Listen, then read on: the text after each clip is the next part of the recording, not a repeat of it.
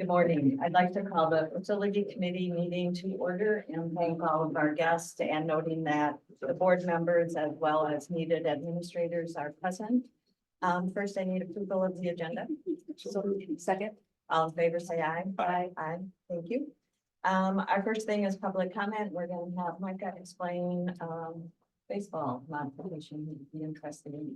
Yeah, so we have a group, a family that is interested in really starting to push our concessions to next level. So in order to do that, we need a space to do that. And so to not have our baseball equipment in that same space, we also need a shed to store baseball equipment. If you look at the map there, I have a little purple rectangle in the area. There's a gate right there, so that would make easy access to the field and for the JV team to use as well. And then we're hoping to reconfigure the press box, which is directly behind home plate, into a concession stand, modifying that by cutting out a window and putting in a garage door, small garage door, essentially. On the back is a couple of examples of I just did a quick search of some sheds. That's about what we're looking for, about like a 10 by 10 or so. Yeah, we're not looking for anything too fancy, or if we need to go a little bit different direction, we can modify that legally. So Joan, we did add this topic later on to the agenda. So we will have a chance to circle back to this. We can share with Micah any feedback from the committee later on once we get to that. Sure, the funding would come from the district or from boosters or.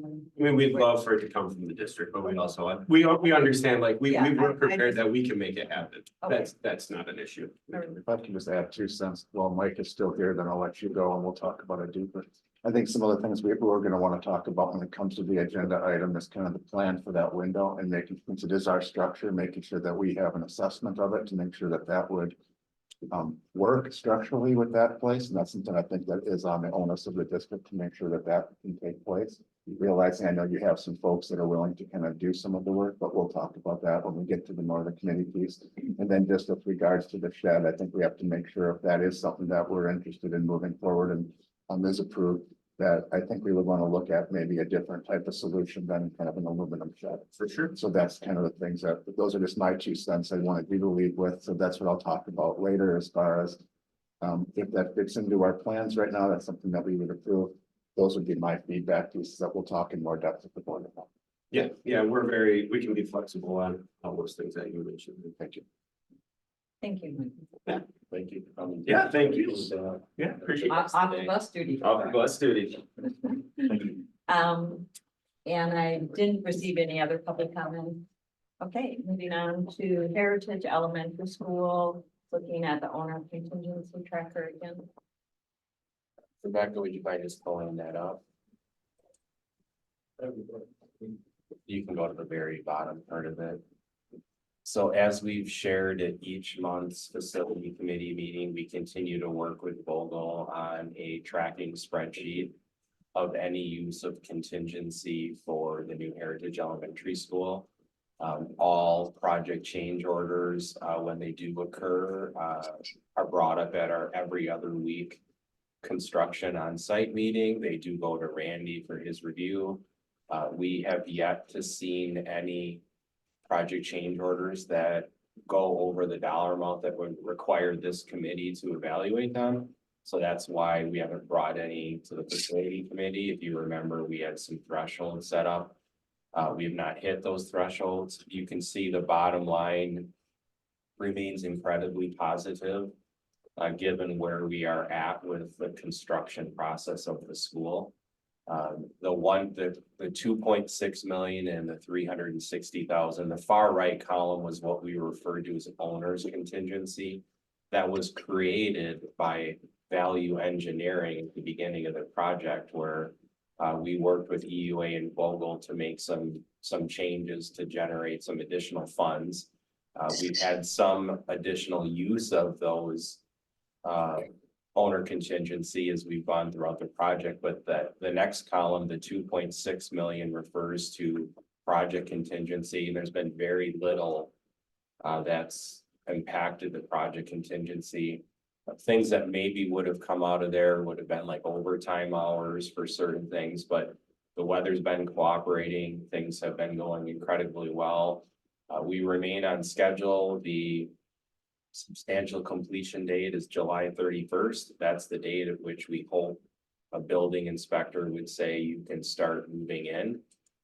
And so at this point, everything is going according to schedule. Randy, do you have anything to add? No, I just think the project's going really clean. Our partners have been awesome to work with, and as far as the approvals that have come through, those have been very straightforward. They're things that we talked about at the job trailer before they're moving forward, so very pleased with how it's going. If there aren't any further questions, we'll ask Rebecca to jump into the next agenda item.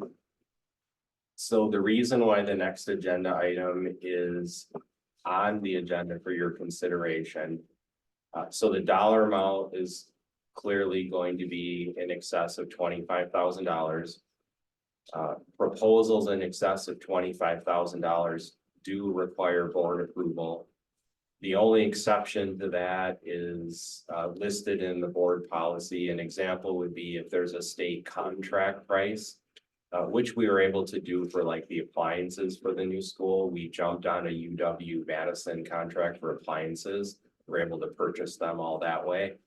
But this, there's no contract that we can jump on for moving. We evaluated two different opportunities for moving.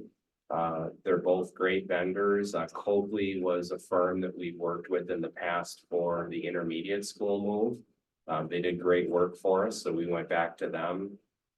We also learned in the process, there's a Waunakee-based business now that is close to our location that also is doing these type of moves. We've had Dan Carter very involved in this with John and John's team. They've been to the locations, have checked them out. The low bid, if you want to call it that way, is the Waunakee-based business. When you look at the rates next to each other, the rates are lower on the proposal from the Waunakee-based business. Dan Carter is the principal of the building, is completely comfortable working with the Waunakee-based business. Says everything looks great when he met with them. I don't know, John, if you have anything you want to add. It's a clean facility. It's about a block from here, actually. And they would store the materials until we move out to there, move in. They would do the physical labor, moving items out of Heritage into their facility, a block away, and then storing them. So it's clean, it's lit, it's environmentally warm. They've got manpower to do it, and then manpower to do it. Do you have an overall cost, just kind of an estimate? We're quoting operations. Yeah, and that's a good question, Jack. We asked for rates to be able to compare side by side, and obviously some of the differences would be if we hired Copley, they have farther to go with the moving both ways. There's a shorter distance, obviously, for the Waunakee move. We believe we're going to have several totes outside each classroom that the classroom teachers are going to want to keep items. It's going to vary significantly from classroom to classroom. Kindergarten's going to have more things they want to move than a fourth grade teacher. So we know it's going to be in excess of 25,000. I would not be surprised if it's in the $50,000 to $100,000 range by the time it's done. I mean, I could be low, but it's going to completely be based on how much stuff people want to move out and keep. Let me talk a little bit about that, because I've met with Dan Carter and Danielle Dawson. I meet with them every month, but one of our continual conversations is about what we're moving, what we're keeping, what we're selling out of that building. So if you remember that, the building that they're in is a unique move in that there are things I would safely say generational storage. Because it's been kind of the legacy building that we've had in our district. So when the Arboretum was built, and they moved out, staff took their things in their classroom, anything they didn't want, stayed. Same basically with intermediate. So now we have really some things that have been left over from subsequent moves, even prior to Arboretum's piece. So what the storage we have at the new schools is not the same as what you have at Heritage, because you have such a large span of a building that has some classrooms way upstairs we're not using that has storage in it, et cetera. So we're really having to tear down what we're moving. And we were also working with Steve, Allie, myself, Dan Carter, Danielle, and then Terry out here have really been working at pushing things on the auction site to see what we can sell. So as far as like what we're moving, we're really trying to be very diligent of saying we're moving only what we are truly going to need. This is not going to be a move where we're going to fill up storage day one. And we're trying to minimize that. And that's going to help impact the cost, but that's a continual piece. It'll probably be a piece you'll hear about at listening, just with regards to kind of what that process looks like. Having this approved at this time, I think will give Dan a lot of comfort so that he can start planning forward, because I think that's the number one question of staff is kind of what's that process going to look like, and then how do they need to start thinking about it. But we've already started some of it, but this will be the next stage. So you need a recommendation on these two, anybody? Recommend the Waunakee vendor. Second. All in favor, say aye. Aye. Thank you, and thank you for researching that. Custodial maintenance equipment. So the next agenda item is referencing, John has started to bring forward requests for the custodial equipment. Just be aware that the budget for Heritage includes owners, furniture, and equipment. This would be related to the equipment part to operate the school. John has been taking a deep dive into researching robotic equipment and what would work and what wouldn't work. It's determined at this point that return on investment is not a great fit at Heritage, but that actually the high school would probably be a better location to implement that type of technology. So you're not seeing that on here for Heritage right now, but just know that that was certainly part of the evaluation process. Rebecca, if you wouldn't mind just bringing up that document. So John is available to answer any questions, but basically what you're looking at is a request for custodial maintenance equipment to operate the school. John, if you had anything you wanted to add, feel free. Well, thanks, Steve. Like Steve said, we did look at robotic scrubber equipment, but the return on investment in time was just not there really for that equipment due to robotics in that industry being just such a higher cost right now. Hasn't really caught up with some other robotic fields that you guys see up there. But yeah, we're willing to look at that for the high school, definitely. Just because of the larger expanses there, so we can talk about that later. But otherwise, this is pretty much straightforward, new equipment for Heritage. This equipment is an addition to what we currently have, or we're getting rid of some of the things we currently have. Right, so what we did, Katie, if you see in the reuse and the purchase sorry. columns. Yeah. Some of the equipment we're able to take over from the existing Heritage, and some of it is just, it's seen its life cycle and it's time to get new equipment, or the environment isn't conducive to what they have there currently.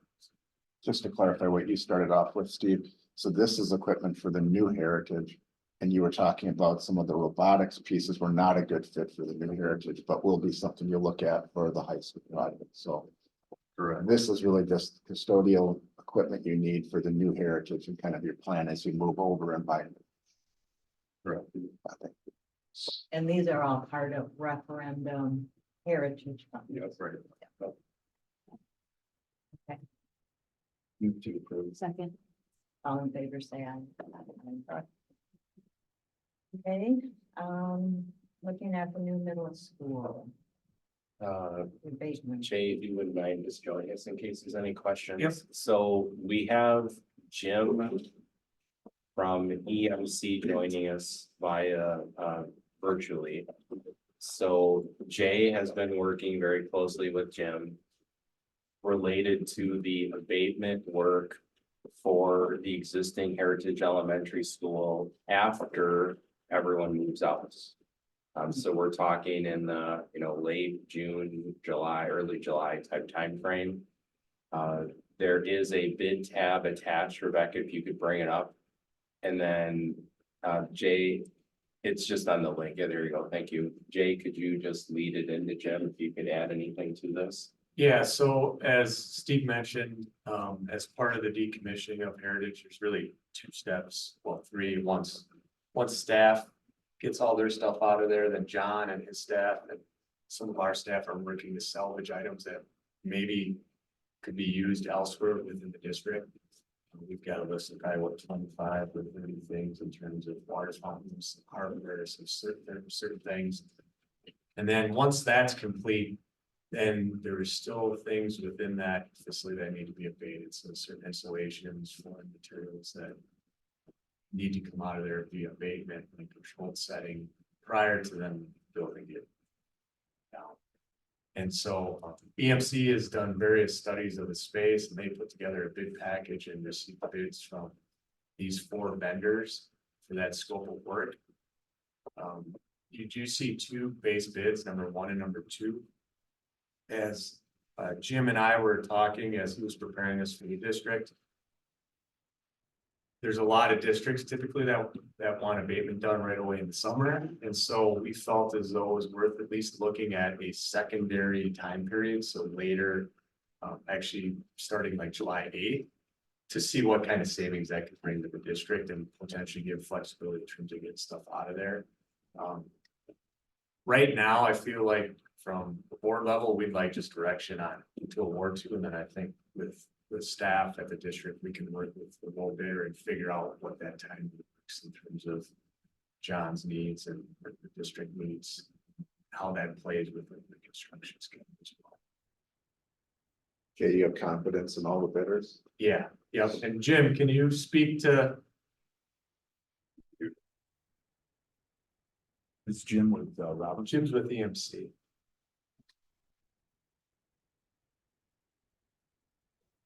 Yeah, I don't understand base bid 1, base bid 2. Why are there 2? So base bid 1 is June 24th. Oh, to that's July the 8th. time period. And then base I bid get 2 is it. July 8th to July. Okay, that's where the time period is. So Rebecca, could you just blow the bids up just a little bit bigger? But yeah, So this is a standard approach that we've taken where the vendor names are listed across the top. So Robinson Brothers, as an example, has a Waunakee location. So you see them listed there first, and then you go to the right.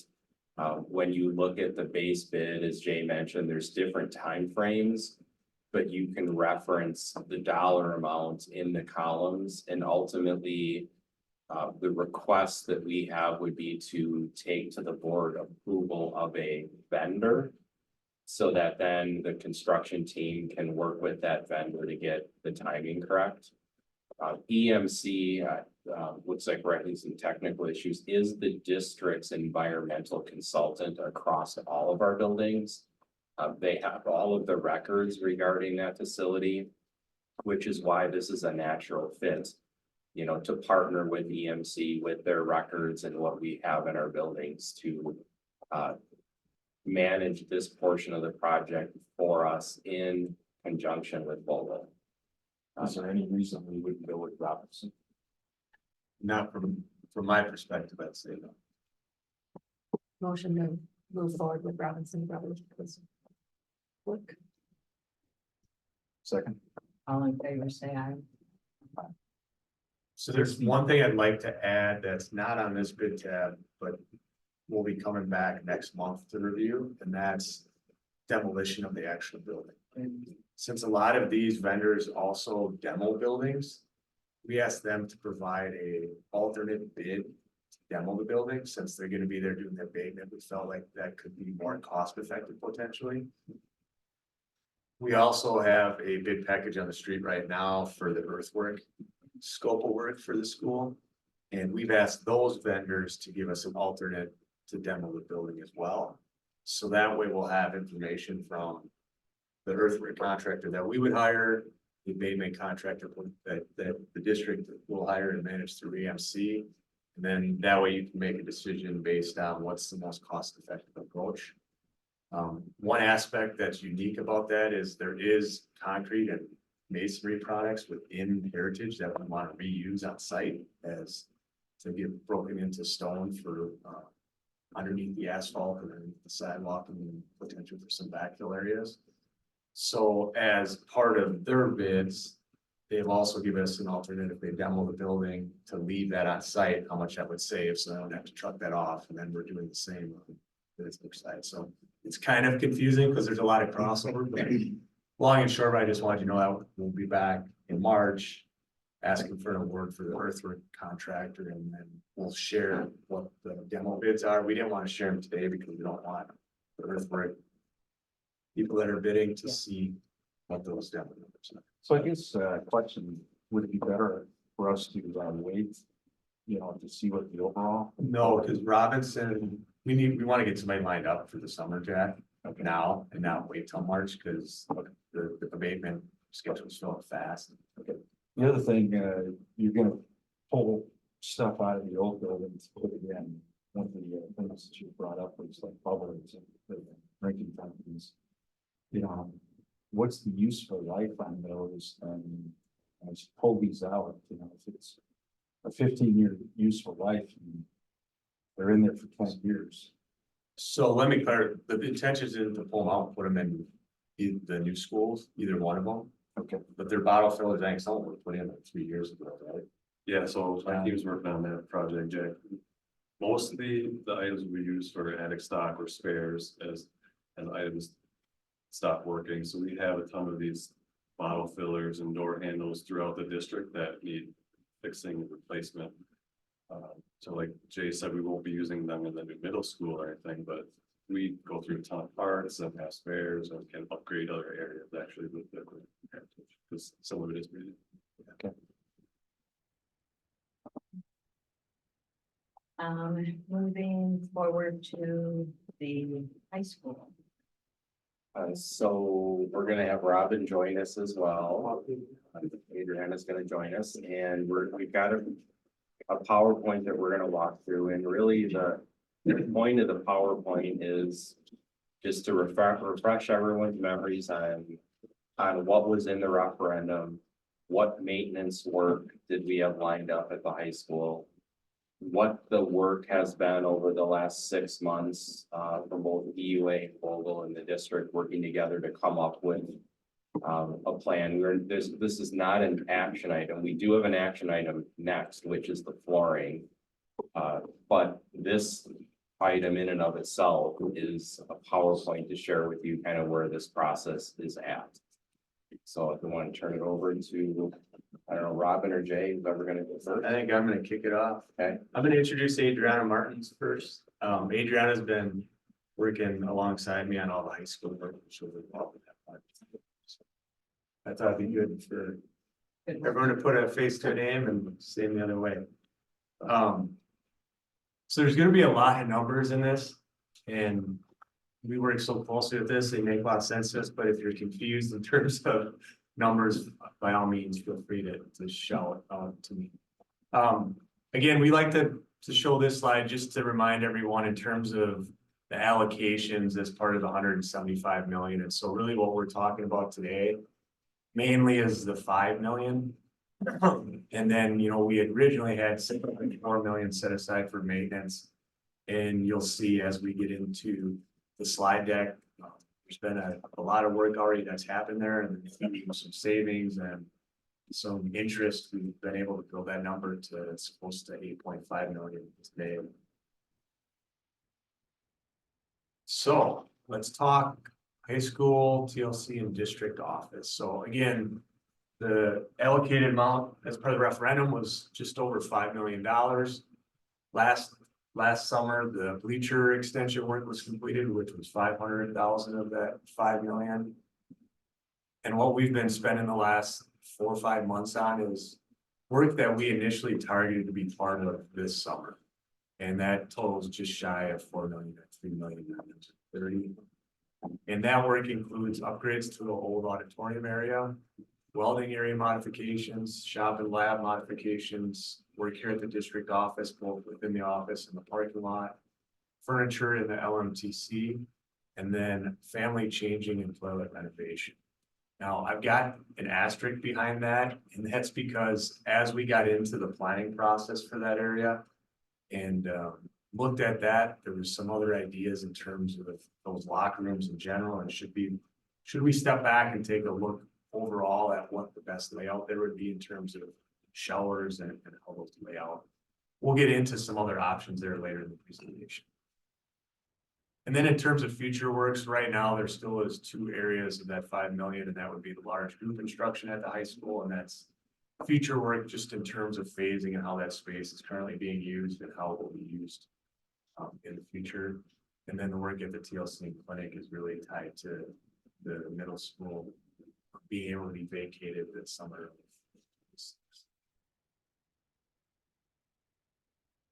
Then I think Robin is going to talk through the scopes in each of the areas. Thank you. All right, so this is just sort of a high-level plan, and then I have some blow-ups of each of these areas. So what is in this scope of work is the small auditorium up here. This is the Tech Ed Woods Metals Shop and some of the classrooms in that general area.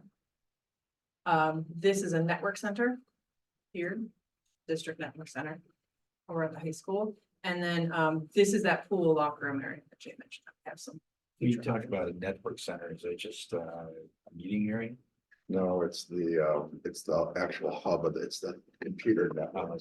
Yes. So it's all the servers and where the IT staff work. Understood. So small auditorium is primarily finish upgrades. They're looking for new auditorium seating. Currently, there's no accessible seating.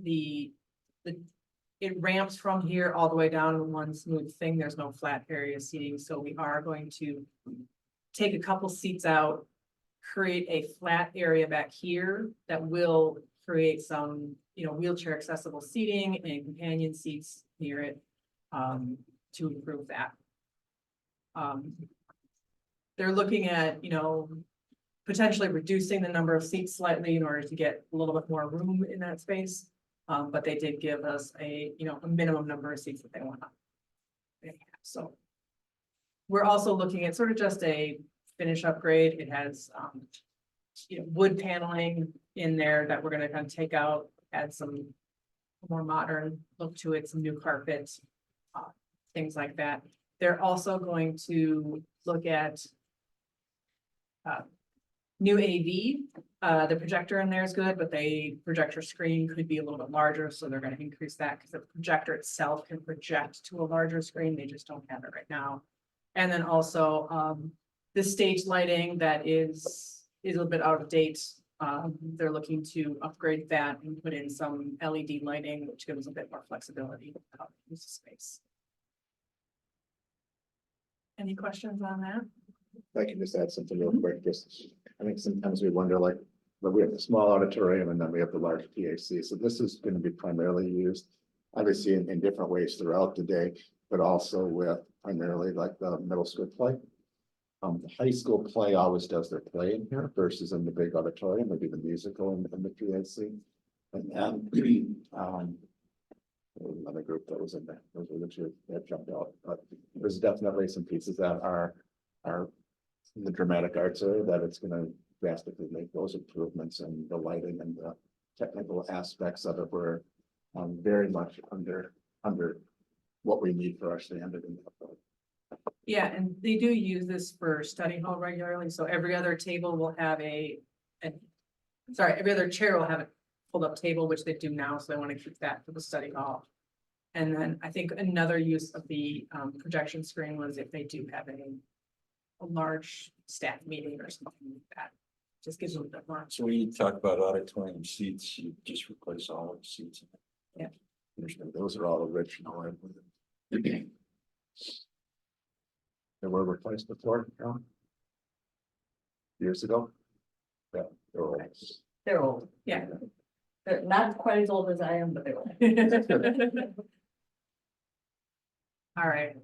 The network center, it is, essentially the IT offices, their hub where they have the, set up the iPads or tablets to go to all the kids and do that work there. They currently occupy these same spaces. This is sort of an open office area. What they have found that it's like, there's two people that could benefit from an office that can be closed. And then there will be some furniture for this area as well that creates 4 cubicles over here, giving people a little bit more privacy, but still ability to collaborate with a work island here in the middle. That's what's gonna end up happening. That actually still needs to be added. We were thinking it's furniture. We just found out this last week that will need to be a casework option, but. And then they wanted a small meeting area. They kind of were meeting in the main area here. This was a little office that we're just gonna take a wall out, create a little meeting area there, the conference table. And then this stays largely similar to what it is. They have countertops that are all around here. We're just replacing some new upper cabinets here. And then there will be some new metal shelving and outlets and stuff for charging mobile carts and things like that. And then it gets new flooring, some new ceiling because of these offices and a new coat of paint. Is this where we keep the bulk of our servers? Yeah, this Is is, there adequate cooling in there as we continue to expand? I think the piece that they've done recently is they've made sure it connects to the generator. It was one of the things that we had found that initially it wasn't. So as we lose power, the generators are now connected there. I think that's a piece you've worked on with Rick. But yeah, I think that aspect of it, it's from what I understand is that that's working fine, but the generator connection was something we've already addressed. And this is just making that more of a functional workspace for them as we have the staff. They're really in kind of an open room, and anybody who walks in, it's just an open space. So I think this is a huge improvement for them. Yeah, the question is there adequate cooling for the servers? Yes. Because we're adding more equipment in there. From my understanding, there Yeah, is. so there's redundant cooling in there, and like Randy said, one of the systems was house powered, not connected to emergency panel, so we made that change to make sure all the cooling is on emergency panel, like I said, it's redundant. yeah, and to that space, we're just sort of adding this, there is a wall here that we're adding a door into. But essentially it'll function the way it currently is because our system operates adequately. Tech Ed has the largest amount of work in here. There's currently a woods and a metals, those classes are staying here. They're just sort of getting some improvements. There's some new countertops that they need for the tools that are just sort of workbench kind of things that have worn over time. They are getting a new mechanical system here. The humidity is sort of out of whack. It's not humidified in their wood shop, which causes some issues with warping in their materials and stuff like that. One of the big things is currently back here is where they have the welding booths. And there's no real way to supervise that well. There's a door here, but it doesn't give you good supervision. So it causes some issues with the teachers. So they wanted someplace that they could really see the welding. And this is actually an existing firewall. So we couldn't open that up and put a bunch of glass into it for supervision. So what we did was pull the welding booths out of here and put them in the classroom with some new welding booths. The existing ones are masonry walls with big hoods front. So these are just more up-to-date units here that do actually are a bit more economical and space savings. So as are you well. taking that second floor out, opening that area up? No. Or you can't do that because of firewall.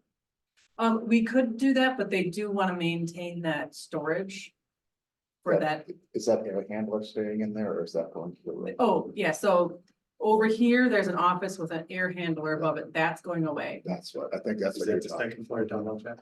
Yeah. Okay, yeah. about. Yeah, that's what I think you're talking. So yeah, so the office is here and the air handler is coming out. A new air handler has been put onto the roof over here, so structural is verified that the roof can hold that. And then another thing is then, so this is what I thought you were talking about, so sorry about that, is that there's a storage mezzanines here, where there's a half a flight of stairs down to storage, Right. and there's another half a flight up, and they wanted to keep that in order to maintain their storage, so that's staying. What they are doing is, right now, those stairs are steep and the treads are very small, they don't meet code for today, so they wanted more normal steps going down, they just felt it was safer as kids are maybe, or staff members are maybe carrying stuff up and down, just something a bit safer for them. Question, in this area, one of the things we've been talking about, I don't know if you'll ever do it, is opening this up to community. Is there any thought given to that? Yeah, I mean, there's continued thought into that, Jack. I think some of this will help with some of those pieces. I think you're, You know, access to the building after hours? as far as like I think it opens itself up better to that with this setup. But right now we haven't had there's not a plan in place right now to open up the wood shop to the community. There's been the classes that have been offered out of the Innovation Center. But I think that one of the things that when you look at that whole space, this is one of the pieces that we have to address because it's just being grossly underutilized and not efficient. So I think once you get to this point, there's a good conversation to be had for how to do that. It's also a piece, I think, when you start looking at the incorporation of the middle school, because we have shops at the middle school. And is that an opportunity where that could be maybe your place where you do more of your community ed and open? So there's some opportunities, I think, in the next couple of years for them. And middle school would be more conducive just in terms of the location where it is in the building, but it's close to one end of the building versus this being. This is in the middle of the agree. Thank you. And then my understanding is this is part of a phase for tech ed. Do they want to make, are there more adjustments that they need to make or not? I think this was the large piece. Is there some pieces off of also, Robin, off of, and just remind, checking my memory here. It's kind of that computer lab area Yeah. up on top. So like right next to the innovation lab, you have that computer lab and there were some of the other work areas. That was part of this as well. Is Yeah. that correct? Yep, So this kind of takes that whole, what I would say, square or circle or the other area that goes and really revamps all of that. Okay. I think there's a future piece to take a look at. What's our future of like the auto lab and some of that stuff? But that's outside of the scope of what this referendum was for. This was really to kind of address the inefficiencies that were here. so the innovation lab is right here, this that I kind of cut off. There's this ramp that goes up to their existing computer lab, so that's getting a bit of a facelift. Some new countertops, sort of changing the configuration on how it works so they can works better for how they teach their class. And then just some new flooring and paint and things like that in this area. This is another classroom area that they do want to use as a collaboration area, so it's getting some more flexible seating and stuff like that in there, so kids can come in here and sort of, you know, plan and work through a project, you know, and then go back into Innovation Lab or Woods or Metals and sort of implement that. Any other questions for this area?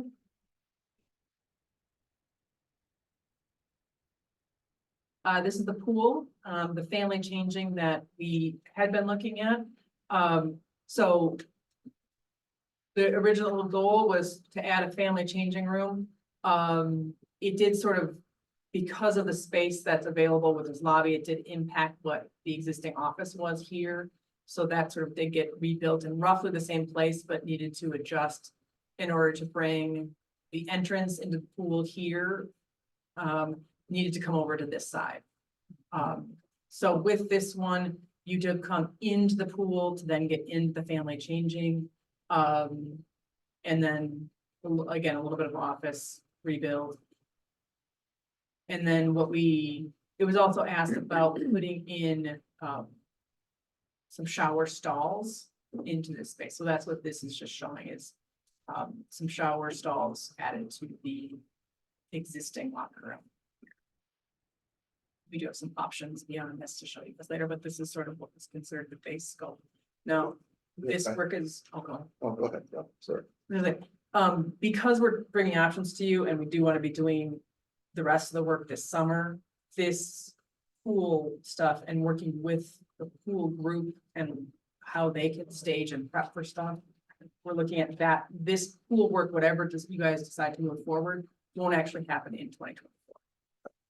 It'll happen in 2025, like, Yeah, one of the things we had in the referendum dollars was just the family changing. And I think as we saw kind of what that actually meant and what it brought forth for us, I didn't feel like it met our long-term needs for that space. So Robin and others have worked on kind of some alternatives that require some additional scope than what the referendum had. We have the funds, obviously, through some of the dollars Jay talked about and Steve talked about, that I think are just better long-term solutions. So at the point when we get to that conversation, let's see what those look like. You want to skip there, Robin, and come back to. I guess just looking at this, you get 4 shower stalls. Is that enough? Right. I think let's show the options and then you go to see, because that's not its design. Right. Yeah.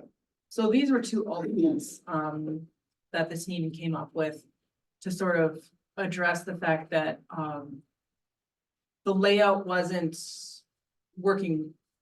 It works, but it wasn't working as they would like it to in this larger area.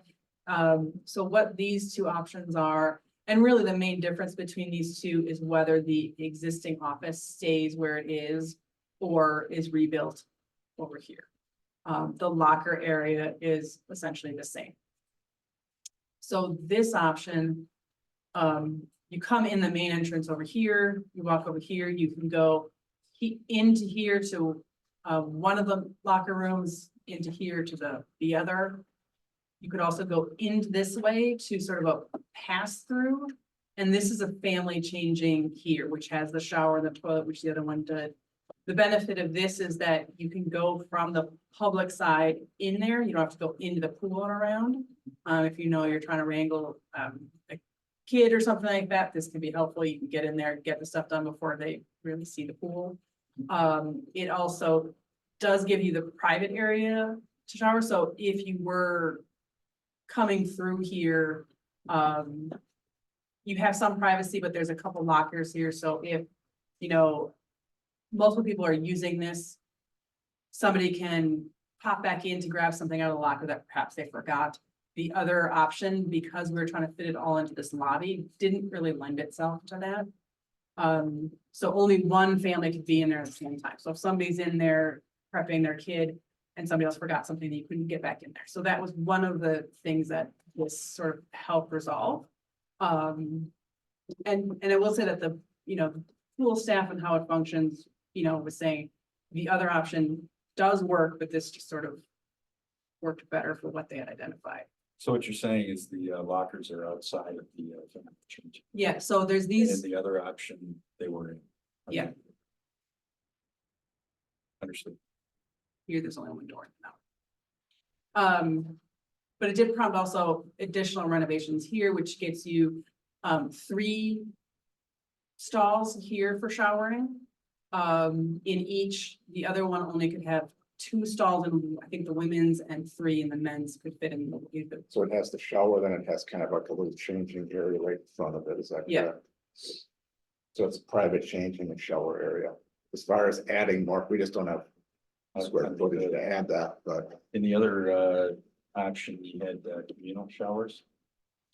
We have now. They do have now. Now, here you have no communal showers, correct, right? yeah. So with the volume of people coming in and out, is this adequate?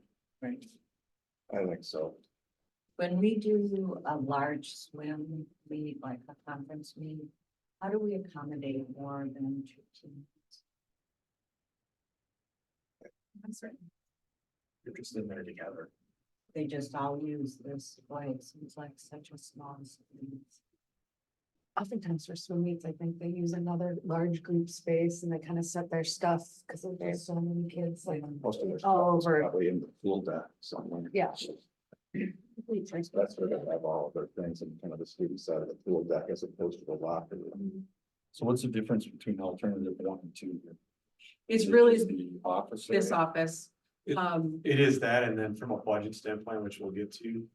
We've redone the flooring and ceiling and everything, that whole lobby, just because we're tearing down walls and the walls instead of patching and stuff. So that's the two differences. We're just cutting the chase here, which one's cheaper, alternative 1 and 2? You can guess. Scroll the next slide around. So I would say that one of the reasons we looked at moving the office is because here you're sort of supervising in multiple locations, because if you're coming here and you're going right into the pool, you're coming this way. So that was really what precipitated us showing this option, was just this way they have sort of one direction to keep an eye on for supervision. The numbers.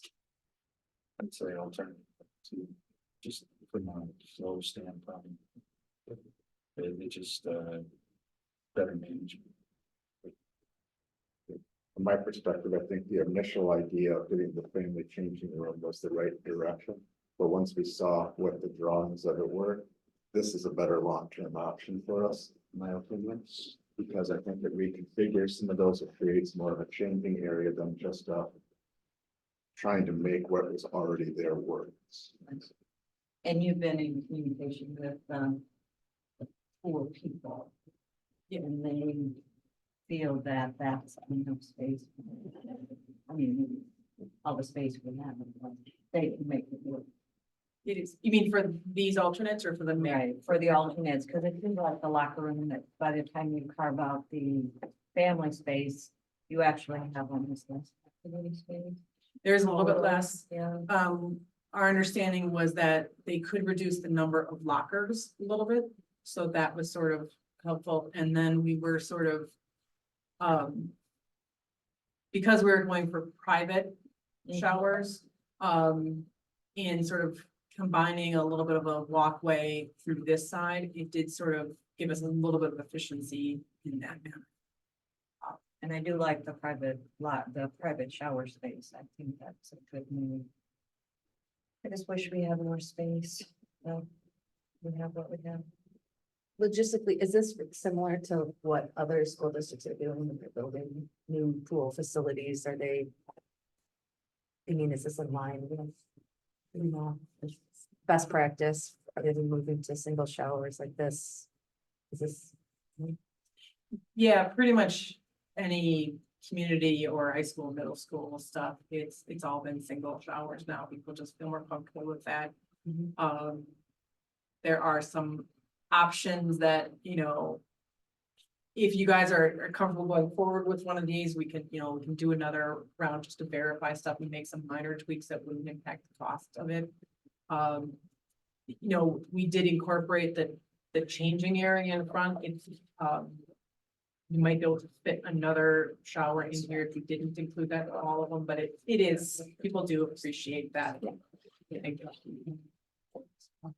I just think of how it gets used at some of our, in the high school where we have those, and they get used with all it's, if it has as much as changing areas, private areas, as they do less. So I wanted to make sure that we have that space.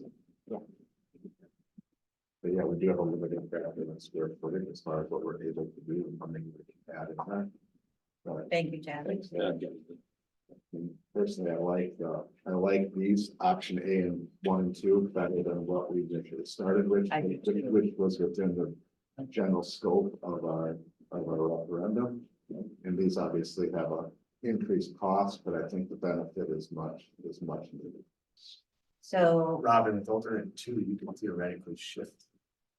You could pick up a little bit more space, right? If they shifted that door to the pool, closer to the hospital. yeah.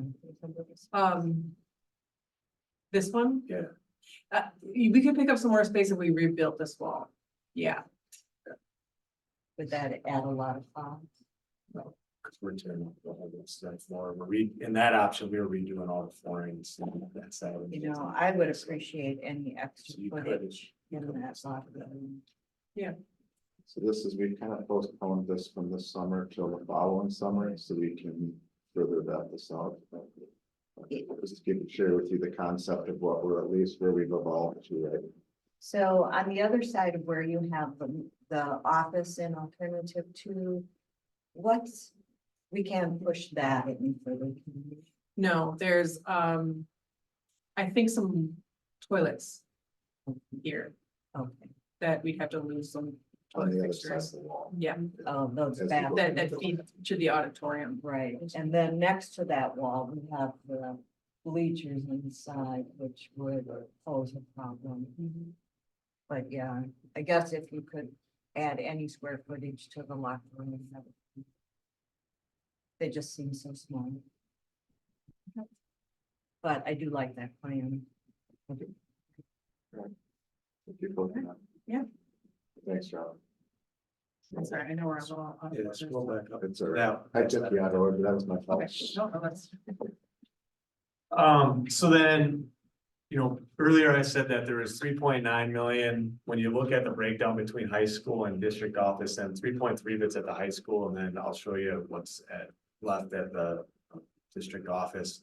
But obviously that family and changing room would come out of this 3.3. But when we looked at all the budgets in January, it was still in the scope, and so that's why what I'm presenting today still shows the scope. So based on the schematic design package, everything is on budget for those scopes. We've been obviously trying to maximize the impact of the scope, and so as the designs evolve, we've been trying to pull things in to try to maximize the dollar, but ultimately, we're gonna get final documents tomorrow. Yep. And then we'll be putting those out to bid, so then we'd be in a position to present those bids to the facility committee early March, and then ultimately the board meeting following that, so then we can get subcontracts awarded, get people lined up for the work this summer. And again, we're proposing that work would start on the 10th of June. What is my future? Future. The future stuff, I don't think we did, so I just wanted to bring up that one of the things that was slated for future was the large group construction space On the second floor. on the second floor, and the reason that was pushed off was because currently it's used as their teacher sort of office area. And it can't actually be used for the large group construction space until the existing middle school is vacated and the new middle school opens. Because then they may choose to move some of their offices or some other programs into that middle school, giving those teachers a new home, and then it can be used for a large group construction. So because it can't actually be used in that manner until 2026, it was just sort of like, let's just wait until then to actually do the work instead of creating something around them that they can't actually really use in that capacity for 2 years. So is that something that would fit into the next phase of planning, like the big picture? There's still be money in this referendum, but it'll just be at the end of the project. It's not gonna happen this summer. Okay. We'll put it down the road, probably in that 2026 timeframe. Yeah, so in like the summer of 2026, the new middle school will be wrapping up construction. And in that point, that summer, then it would make a bit more sense construction wise to do that large group assembly space.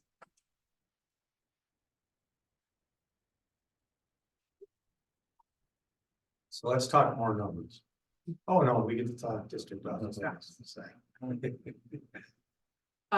District office, we are looking at some interior. Creating some more offices in the interior of the building. And I forgot to highlight this one here. So this is currently the records storage space, which did get downsized a bit to create these offices last year. So we're looking to maybe even the districts to scan some more documents to downsize a little bit more and move it over to this corner here. Which then this area can then be divided up into 4 offices. We can carve out fifth office over here.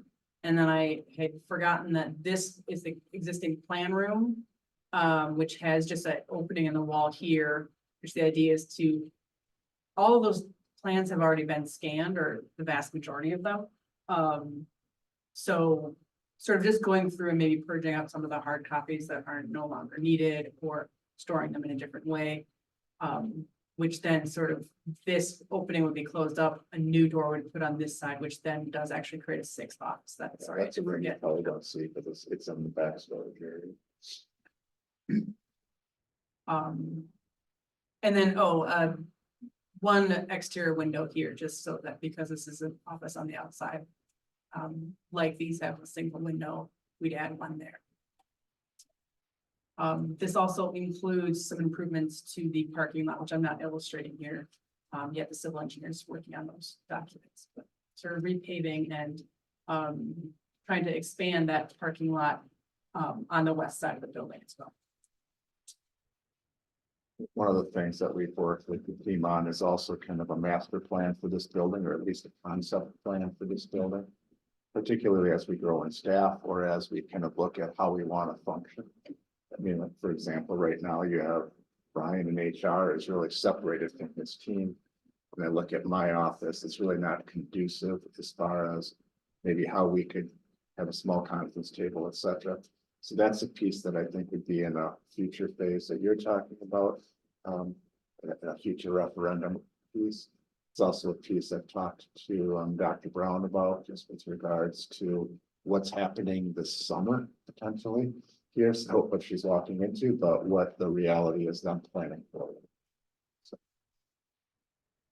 And so we have been meeting with people to talk about that master plan, and we have a couple options that we're looking at. All of the options can move, that we've been talking about with groups specifically, can move this work can be done and then not modified in the future. Then in terms of budget for that scope, so right now we have allocated 615,000 for both office modifications and the parking lot replacement and addition. We plan to do a schematic budget in the month of March for that, so this is a little bit behind the timing of the high school work. And then we would come back to present final bids in either April or May, depending on timing of really approvals and what's required for that. But we're not as concerned about lining up vendors for that work, because it's not as expansive as what's going. They get that happening. So then the last piece of really the high school focus summer work is the maintenance items that are coming off that prioritization list. So back in December, the facility committee was presented a list that totaled $5,217,000. We've continued to update scope and numbers from that list.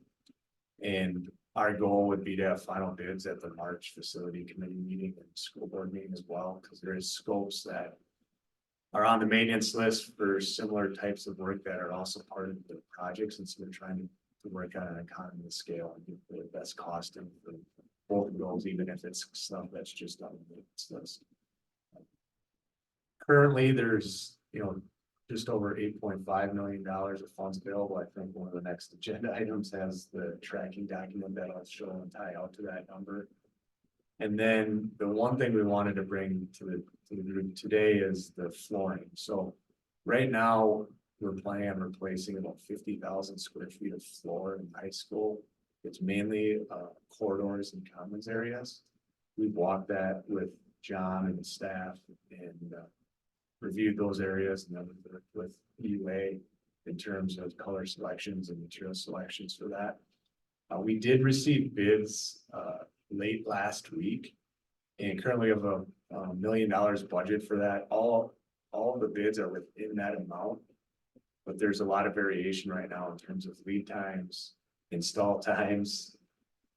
There's some clarifications from the bidders in terms of how much prep is going to be needed on the existing floor prior to being able to put the floor in.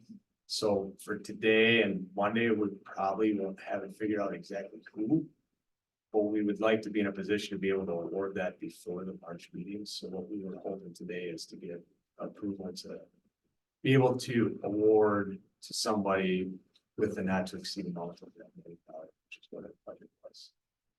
I don't know if I explained that accurately, Steve. Yeah, so in some cases, we have asked the board to approve a do not exceed, and then administration works to implement based on the bids. An example of that was the bleacher extension project for the high school and the track project. So in order to actually complete that work last spring, the board approved a do not exceed dollar amount for that project, because bids were coming in between meetings and there was no other way to get that project accomplished. So we'd be looking at something similar to that, where we would request approval for high school flooring bids not to exceed $1 million. And then if the board was comfortable, as an example, you could delegate Randy to make the final decision based on the numbers presented by Vogel.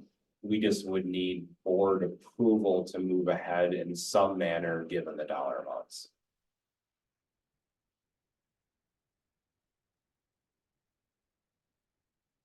So how do you feel about that, Katie?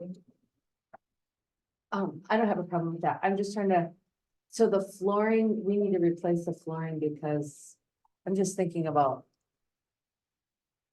phases of, teams walking on the new flooring and things of that nature. So I'm just curious about the thought process about why we're needing new flooring.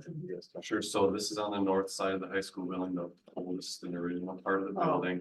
It's currently tile, vinyl tile, and although our custodians keep it up very nicely every year, there are large gaps and it's cracked and broken in many places. The other side of this is not only because it's of its age and its condition, but future care and maintenance of the flooring. We're looking to put in a floor that's similar to our intermediate school where there will be no wax. So we'll reduce our maintenance hours significantly. So you're looking at like the very original 1971 block. I'm not exactly sure how old that tile is, but it's definitely in That's when. poor condition. It's So it's not the commons. correct. Flooring in the commons now, I guess, Adriana. We currently have the commons included in the Yeah, oh, the new town. So I was just curious about that because if we put in a new floor and then we have locker rooms there, football team, lacrosse team, whatever's coming through with leagues. I was just curious about the timing. We'd still be doing the Comments. math. They do the math. Still do the math. Okay, I think that's what you're intent was. got it. But some of that before you're talking about the my term rubberized flooring that we have kind of out there. Yeah. At the intermediate school. Yeah, okay. And New Heritage and middle school are gonna have some role maintenance. Yeah, sorry, I didn't see the Yes. comments, but I recall we had talked about the logo in there and again, the ease of maintenance for, sandblasting it. And just continuity within the building. It made sense to. So we need a motion. Okay, motion to move forward with allowing, what was the wording? Not to. Do not Not to exceed exceed. $1 million. And you could add with Randy's approval. What's Ricky's approval? There you go. And I would second that and we would approve that to move forward to the board. Can't get too crazy with floors. Yeah. Okay. I think that's it. So, okay, thank you. So we talked about Bethel Circle, or is there more in Bethel Circle? No, that was part of it. So we're down to the capital projects. Yeah, and Rebecca, could you start with bringing up that document, please? And then see, just blow up. We're just gonna focus on the top part first. So we want to tie the numbers together for you, the numbers that Jay was referencing in his prior presentation, just to make sure that you're feeling comfortable with not only the vision for this summer, but I want to talk a little bit about summer of 25 and summer of 26, so you can see the whole picture as far as what the potential is. So it's important to note that the 8.5 million comes from a combination of several different numbers. There's the original referendum amount, which is referenced in the 6.3 million. The bleacher extension that was just discussed in the prior presentation was moved into the maintenance area because it was bundled with the track project. And so we moved those budget dollars over to here to complete that project. The approved projects to date number is the continual tracking starting from March of 23 on down, where everything that this committee has recommended to be approved to the board is being tracked.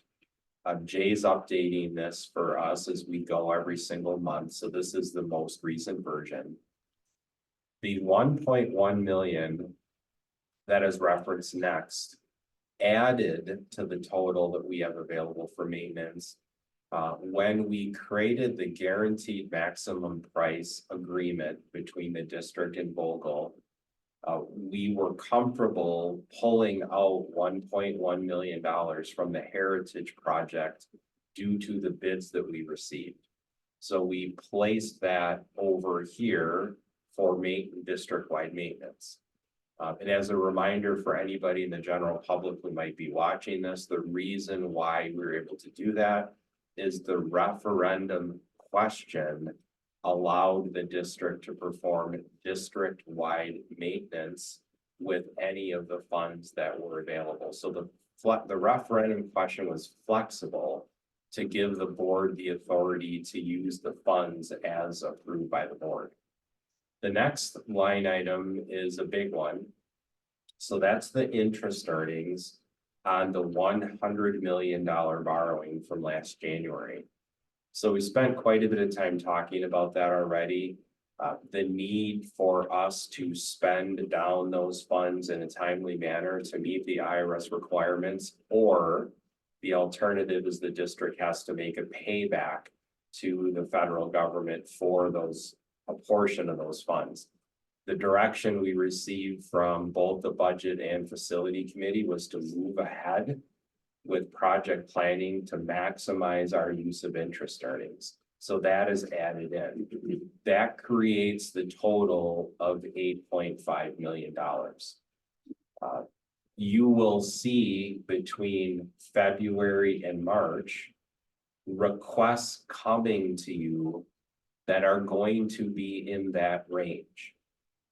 And so the requests are going to come from the list that we're going to talk about in a few minutes, the high school work that Jay just referenced, and then further exploration of maintenance items that we're doing internally that will be on a list in March.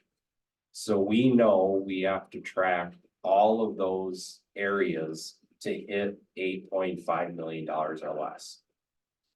So a good question is then, well, what's next, right? So now we've potentially spent the 8.5 million. What's next in the summer of 25? What's next in the summer of 26? As an example, how do we cover that pool alternative if we want to do that? So a couple of things to note. We have not yet referenced the interest earnings on the initial $10 million that the board approved a December ago. Allie and I have just separated out that money because our focus needs to be on spending the $100 million. The rules on the $10 million are different. So obviously it is a fraction of the 5 million, but there will be somewhere in the $750,000 range ultimately in interest earnings from that money that's sitting there. Heritage will be opening in September. You saw earlier the tracking document on the contingency at Heritage. At some point, we will work with Vogel as we wrap up that project to release contingency funds onto this list. So additional dollars will be freeing up in the summer of 25 from two sources, interest earnings and heritage being completed.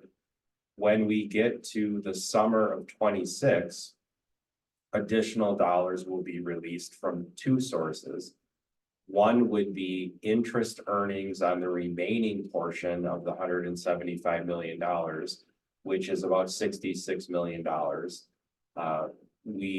Ally and I had an agenda item with the budget committee where we started showing what that plan could look like to complete the borrowing. So there'll be interest earnings there. And then, as you know, we haven't gone through the bidding process yet for the middle school, and obviously haven't even started tracking the contingency for the middle school. So we have confidence that with our experience at Heritage that we're gonna have a successful project at the middle school. Obviously, we may not have the same dollar amount remaining as we do at Heritage, but we expect there will be some release of contingency at the completion of the middle school project. So with us bringing, let's say, 8.5 million in the next 2 months, please know there are also funding sources for the summer of 25 and summer of 26 that will become available.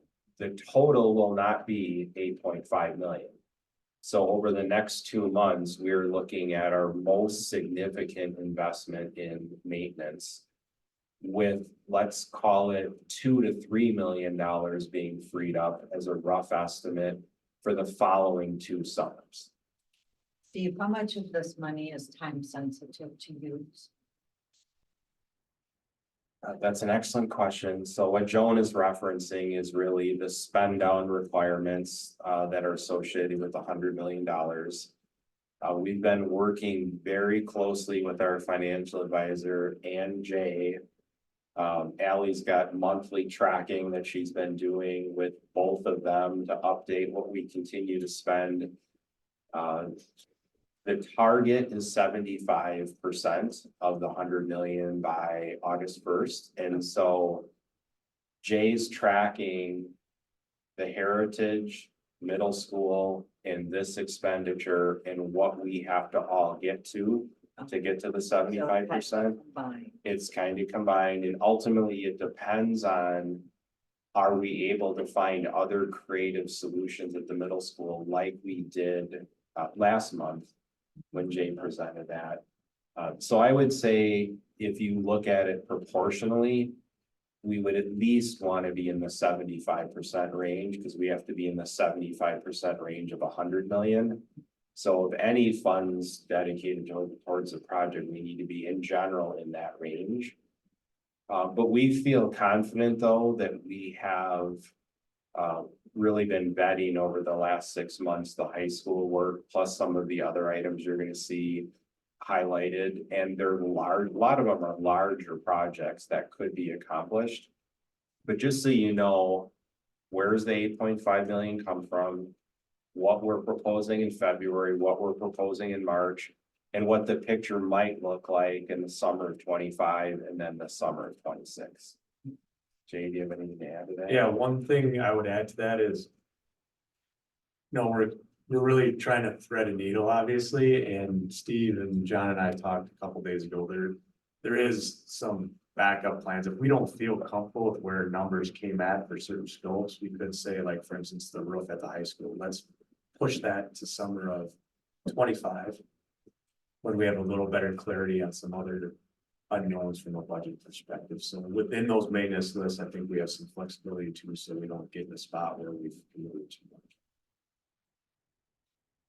Any questions on the tracking document? Because that'll then tie into the agenda items we have next. If not, Rebecca, when you get a chance, if you want to pop back to the agenda.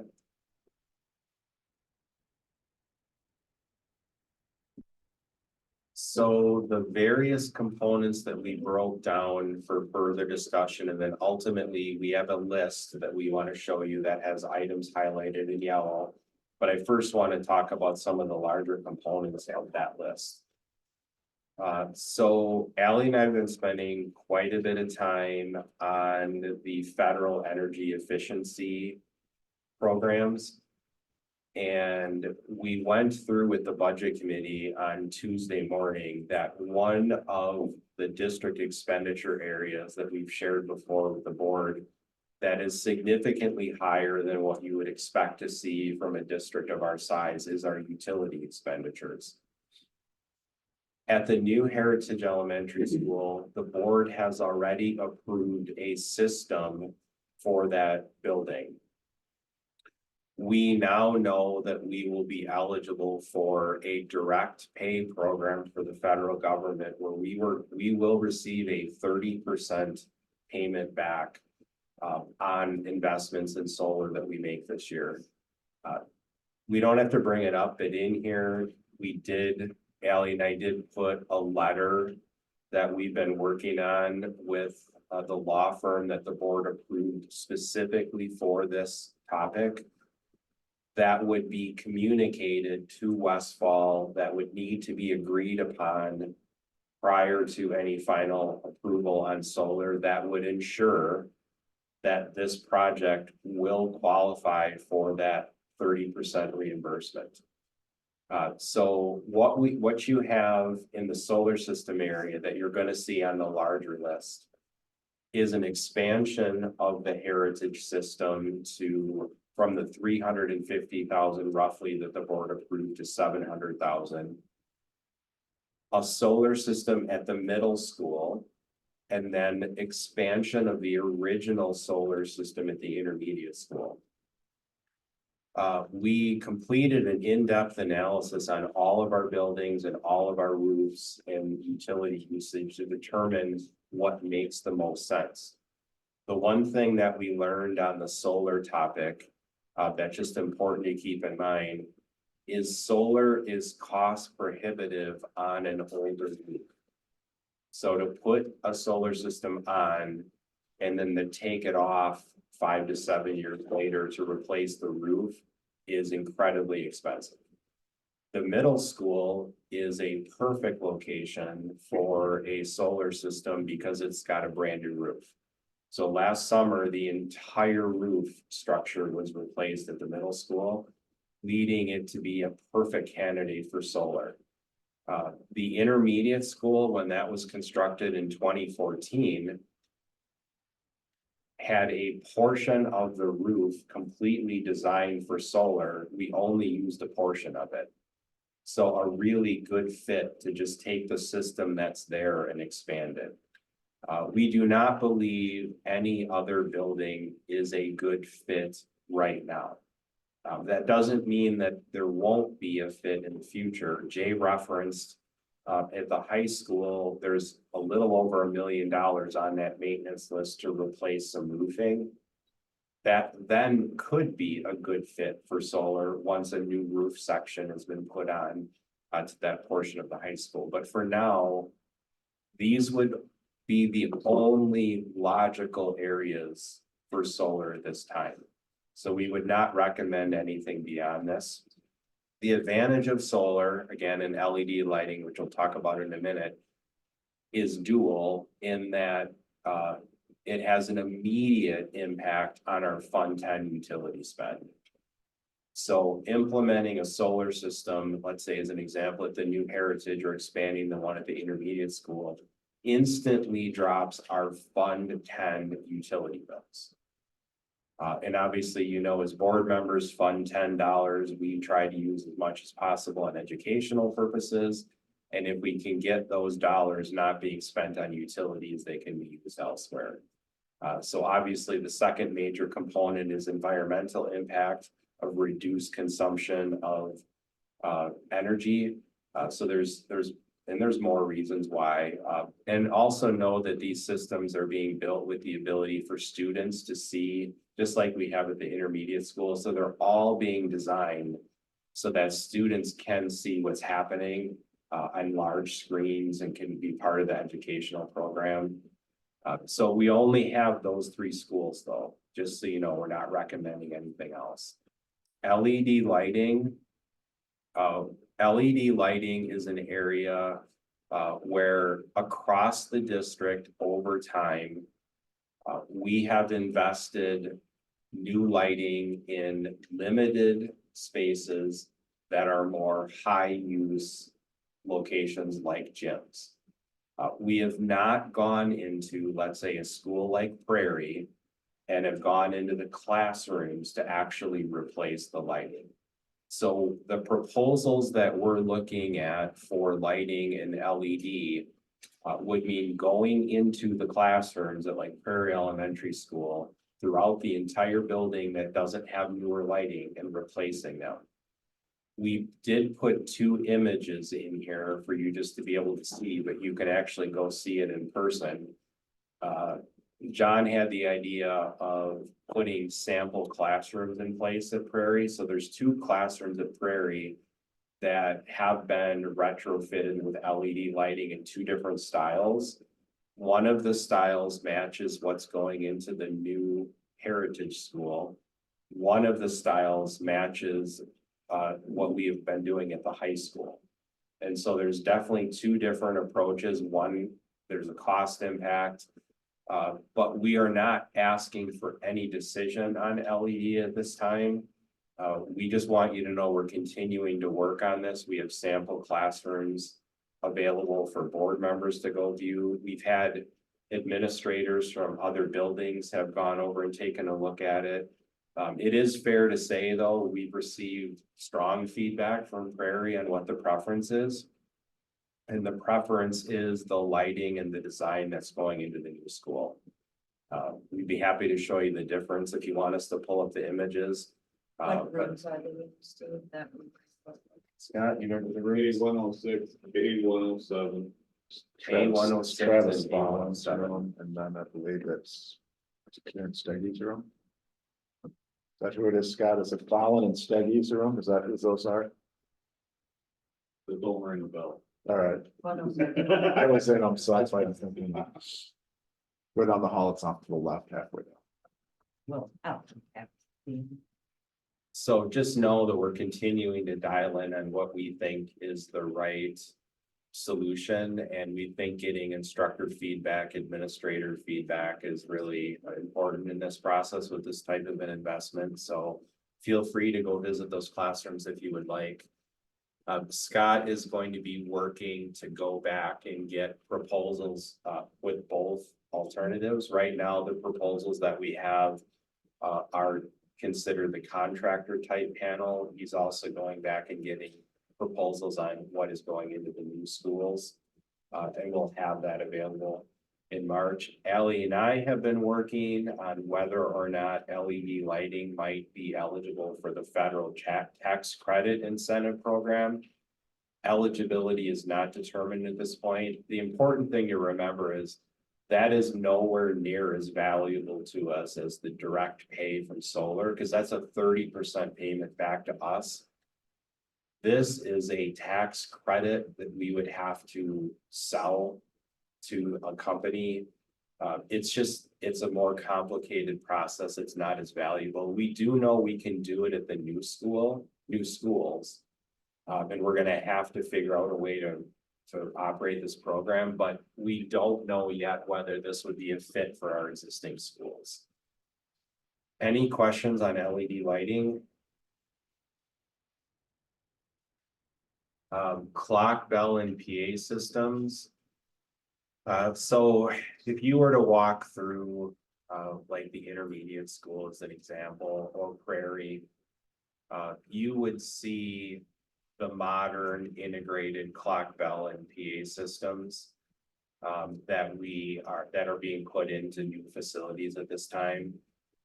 The older clock, bell, and PA systems in some of our schools have been very difficult to maintain and to continue to function. Rick Franz, because this is really moved to be technology based, Rick Franz is the one working to get quotes for us on these proposals. So we do have proposals on the 3 remaining schools without modern clock, bell, and PA systems. That's the high school, the middle school, and Arboretum. As we have further discussed this topic,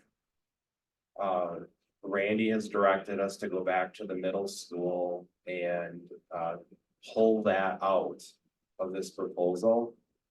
The reason for that is until we have a master plan for the middle school, we could be potentially putting clock, bell, and speaker systems into classrooms that at some point are converted from, 3 classrooms down to 2, which would then be very problematic for this work that we would be putting in.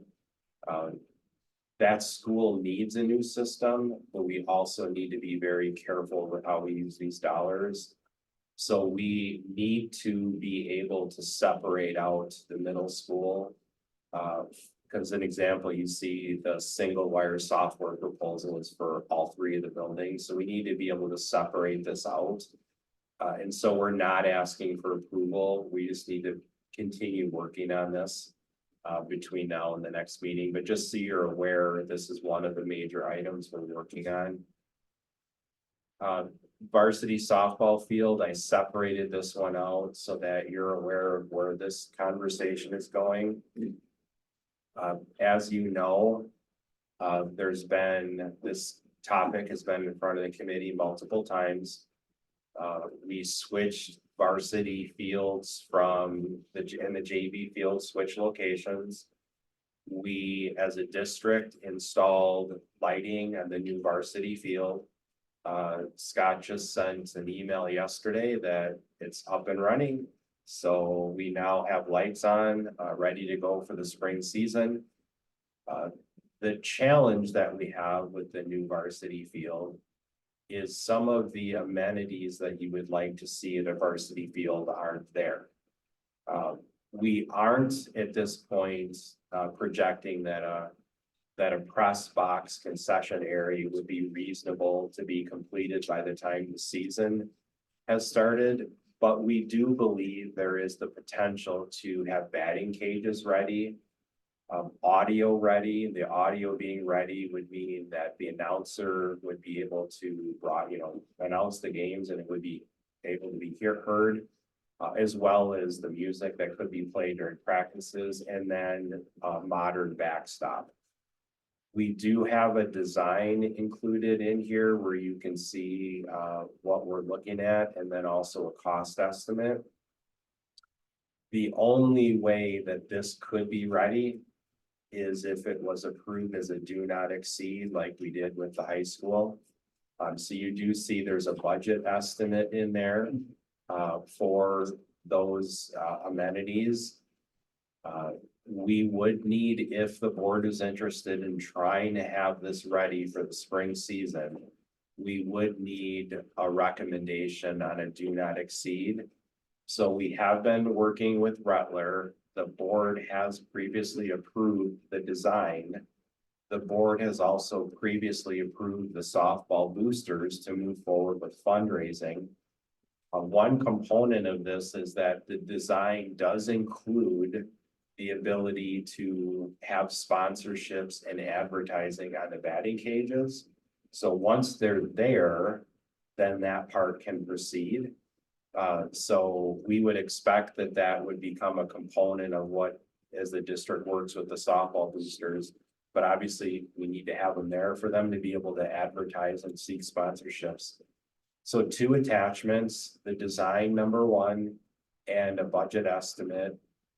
Randy, do you want to just reference at all how this is connected to the Title IX conversation? I think one of the things that kind of precipitated our initial focus on, there's a couple different layers to it. The first piece was we've been looking at our softball fields for several years as far as kind of how do we improve them. The one that was our varsity field had some challenges with it. We were looking at things with the lights, the drainage, etc.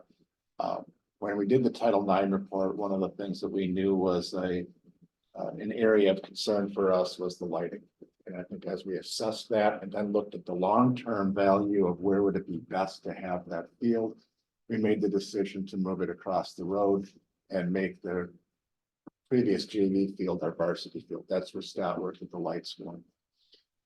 The other piece is as we start to then add those amenities, I think we have to be cognizant of just some of the Title IX requirements that we have as far as trying to keep our investments into our girls program and our boys programs. And I think when we start to look at the basic amenities of a softball field, it hits the items that are in line with what Steve is talking about. I think Nick and Steve and others have been in contact with our softball program.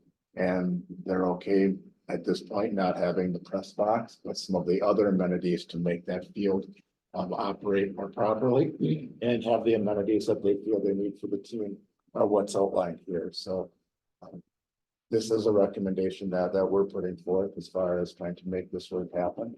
And it really significantly upgrades that field and brings in some really state-of-the-art options with those batting cages. And the current batting cage that they have is unusable, or I know it's not ideal that it's on the other side of the street. They need it. So are they making updates to that current bat? So they'll have 2 batting cages, or that's coming down? Can't speak to the specifics of that one, other than I know it's not up to modern standards for batting cage or is there anything? Yeah, I haven't heard of plans of it coming down. I know that there was some turf repairs that we did last year. But your plan right now is 2 batting cages at the new site. Yeah. Can you just pull up that plan, And Steve, then or JV will be playing on the other side. Across the JV street. will play So out. then will the JV use the batting cage that exists? That'll currently? be up to them, I guess. But it won't be unusable. Right. No. It won't be just like a batting cage sitting there. That's nobody's using. That'll be up to them to, if they use it, and see what that, and these are gonna be pretty nice batting cages, as Steve has alluded to. So we'll have 3 batting cages. The one across the street isn't modern like these. The netting is challenging to replace and I work with the surface, but it's usually. There's 2 across the street. There's 2 of them. So they're still looking at the location, is that what I'm understanding, Steve? Yeah, so what Randy's referencing is this was an option 2 where you see the 2 batting cages right next to each other. The original option was to basically have like a home and away type location for batting cages where each team that would be participating in an event would be able to have one to use. Rattler came back with an alternative design of putting the 2 of them right next to each other. Nick shared these options with the softball community, and the response received was there was a lot of advantages for the coaches to have them next to each other because the majority of the days are practice. And so having them right next to each other allows the coaches to visualize 2 athletes at the same time versus in 2 different locations. And so they would be used in a home away type setting again, if it was an actual game prep. But for the majority of the nights, it would be both cages would be used by our athletes. And so the preference is the design with the 2 batting cages right next to each other. Where Rebecca has the mouse would be, where John has it, would be where we're building the potential for the softball boosters to go out and seek sponsorship, because it's a perfect location to be able to, provide sponsorship along basically the view of the public driving to and from that location. So the second attachment is a budget estimate. And like we had talked about with the flooring and on the Warrior Stadium track project, in order to accomplish this, we would need to request an approval on a do not exceed. Depending on your level of comfort, it could be the similar type language you use for the high school, where Randy could ultimately approve the bids as they come in. The intent of doing it that way would be to try to get this ready for the season. The alternative would be to slow it down, which is also possible, and then bring bids back at a later date. That just will make it much more difficult to be ready for the season. So we can do it either way. But it is set up so that depending on the board's comfort with this, we could get it done. Now, this would be a part of the 8.5 million we referenced earlier. And then obviously any fundraising that would come back would be above and beyond to this. So So the partnerships that we could secure for sponsorships would come back to us, or would go back to the softball boosters? That would be a discussion that we would have with softball boosters. I mean, we could set that up where sponsorships would go towards the press box. Right. Right, the next piece of facility that needs to go in is the press box. So it's a very logical that we could have a goal of working with them on obtaining sponsorships on the fencing, on the batting cages, throughout the facility to be able to assist with the press box component of this project. We didn't put a push on that because it's not nearly as important to the athletes. I mean, what matters to the athletes is being able to utilize batting cages, being able to have a modern audio system and a proper backstop. That's what really matters to them. So we focused on that, but that part, which would come last, we could absolutely put that as part of the conversation, is focus our efforts on that. Well, I think it would be nice to have it ready for this season. That's impossible to see kids. So motion to move forward with. What would you recommend for It's the not to exceed number. not to exceed, The total. Rebecca, would you mind when you get a chance, just making the bottom part is a it little three, bit is bigger? it $323,000, so not to exceed 325 or Yeah, I thought. 325. 325,000. And I would second that. All in favor, say aye. Aye. And then to kind of conclude the meeting, now we've covered each of those like individual, well, we've got baseball, so I don't want to forget that, but then just to know there is the list where everything is highlighted in yellow that encompasses way beyond some of these breakout areas, but we just wanted to cover each of those larger areas. The last breakout item is the one we added to the agenda. The one where we had public comment on what the request is for the baseball program. Randy shared his comments. I don't know, do you want to expand on that at all, Randy? No, I think there's a couple things as we kind of talk about this facilities pieces. One is, I don't have any, I guess, any reservations about what's being proposed from baseball as far as creating a concession area or a better concession area, and then their need for additional storage. The piece that I guess I have to speak honestly, I don't think we've really vetted out how to do that, or is this the appropriate way? Where they have some folks within their booster club who have who work in the construction trades who are willing to do the work. But we haven't assessed that building to make sure that that's the right solution that we're in favor of. So I think we need to at least have that level of review before I guess I would feel comfortable saying this is what we should do. As far as the shed piece, again, I agree that they have a need for the storage. If they make that first, it's gonna have a little bit of a domino effect. But I don't believe like the option that he puts forth, which is what I would see as kind of a basic yard shed. I'm not sure that's the right solution for us out there, given that they're just storing things that have value in there. And we need to make sure that that's secure and also longer term. So I think there's more work that would need to be done to put that proposal together before I could feel like I could say this is what we're actually gonna do. But I think that the need that they're articulating is there. It's certainly something we should consider. The other piece, and I feel this as we're talking facilities, because I know Jack had to leave, but he has spoken in depth with Steve and I about really wanting to create a long range kind of facility master plan for athletics specifically. And we need to do that for the high school campus, but also as a subset of that, looking at where we're at with athletics, particularly as we see projects continue to come forward. So I think that's a piece that we need to have a conversation of as a board to make sure that we position ourselves for how to best do that. But the issue in front of us right now is kind of, do we feel comfortable with the pieces with baseball and what feedback to provide them?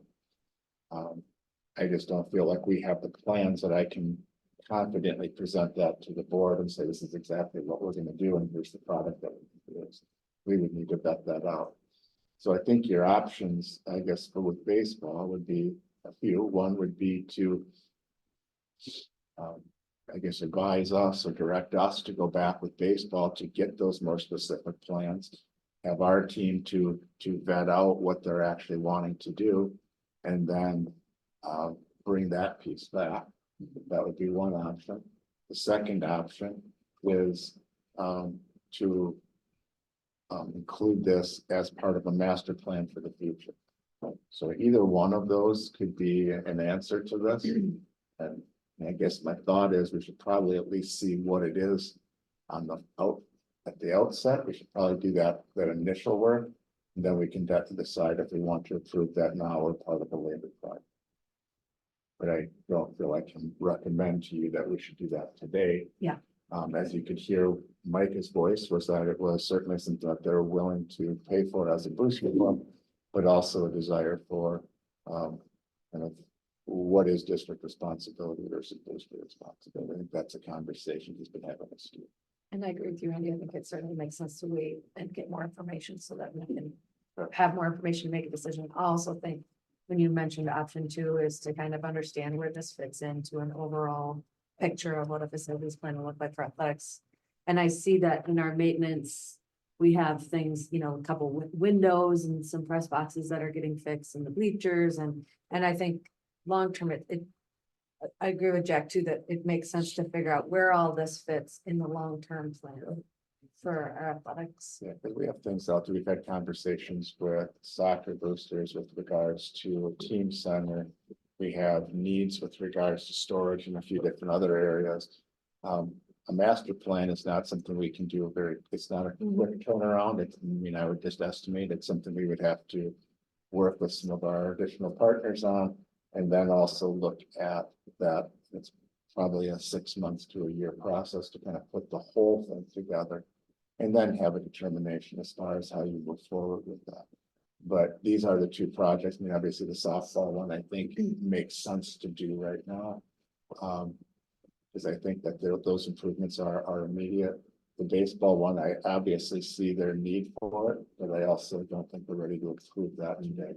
So I guess my recommendation would be to direct us to get more information on that and then bring that back. I would agree.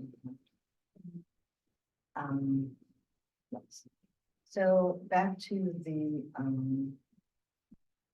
facility, The full list. yeah.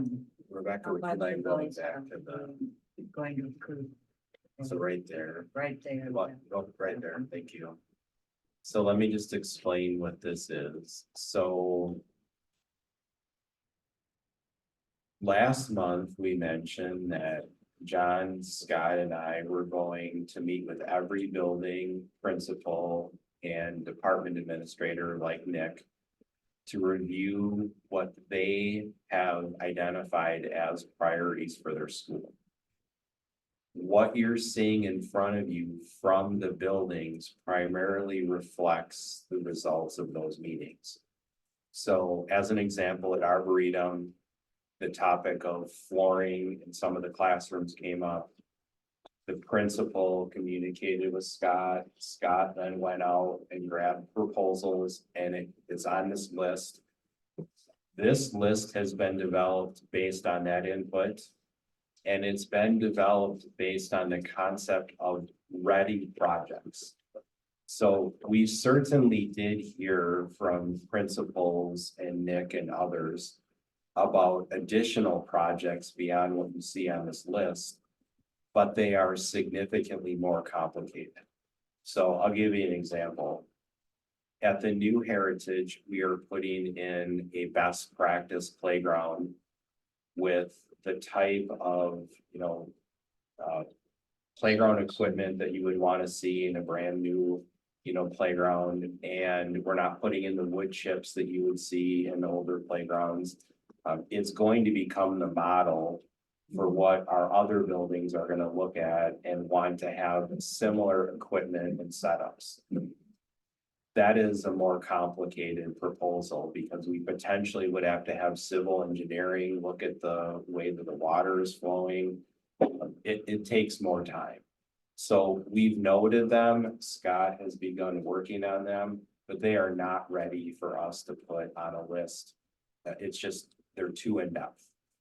So we have obviously further discussions to continue to evaluate. And as Jay mentioned with the high school list, this becomes a balancing act between what projects come forward and the timing of them.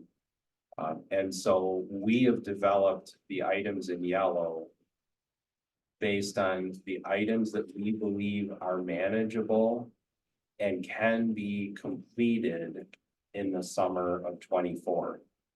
We are still working on developing additional items to bring forward with you.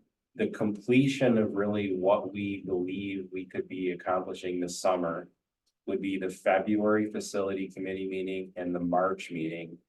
The March meeting would have additional projects that Scott and John and their team have been working on gathering information on, and what Jay is receiving bids on.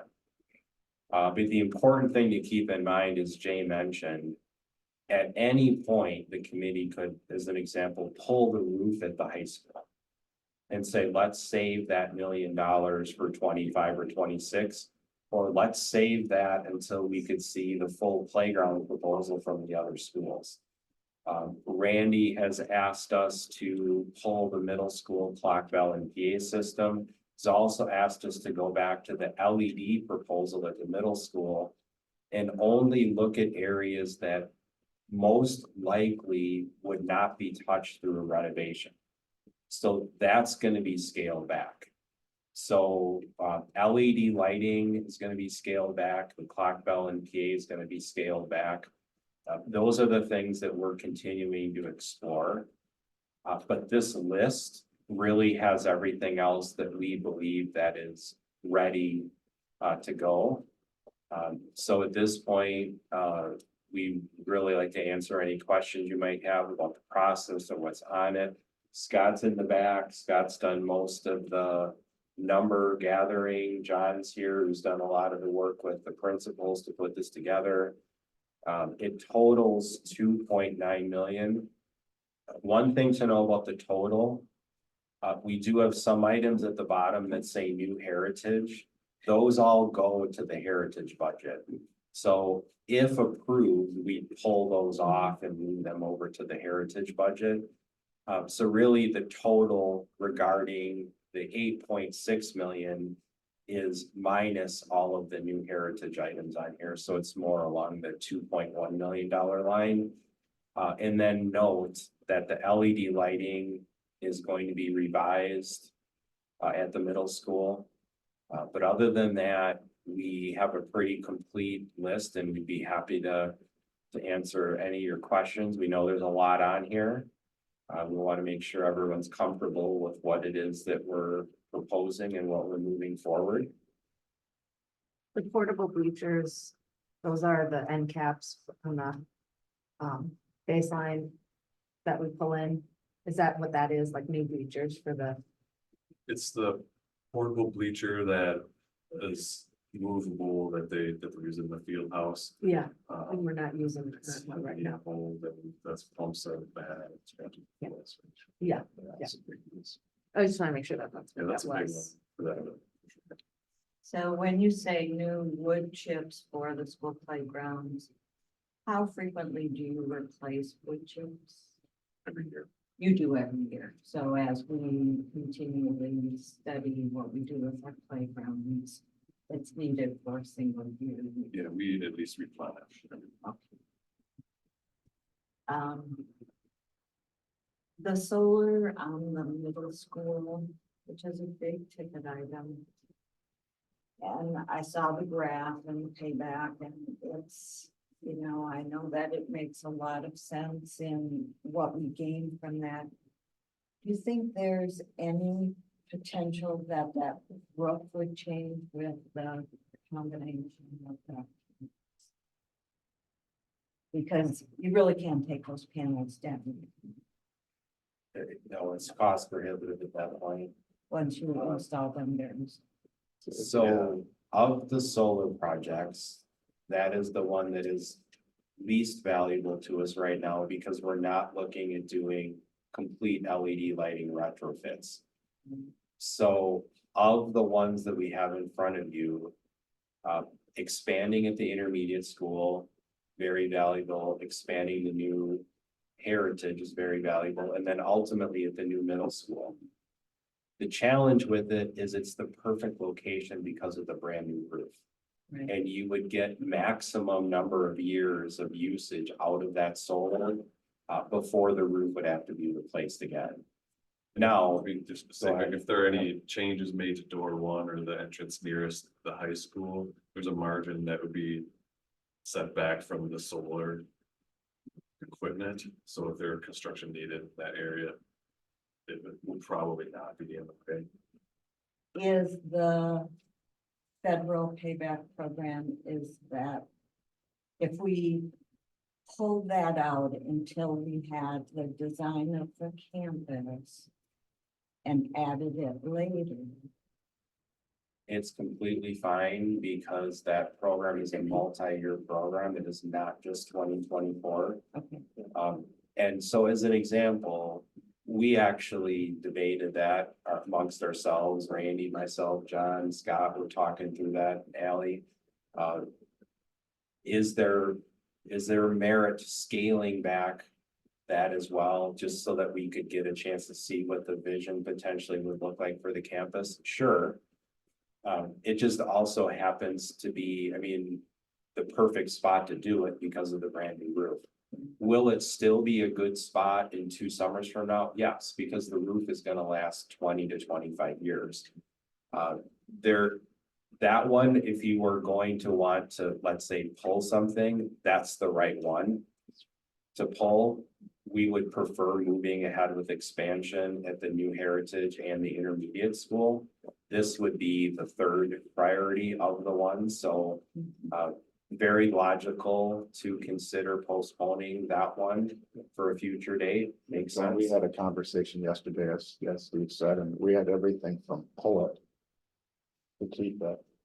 The reason we kept it, and I guess it was part of my rationale, was if we get it on there, it's part of the project and it's there. Even though that the lighting hasn't been completely updated there, it still has a benefit, and then that will be a lighting project in the next several years, which we'll see a greater benefit of it. But as far as but we had the conversation of do we do it at all?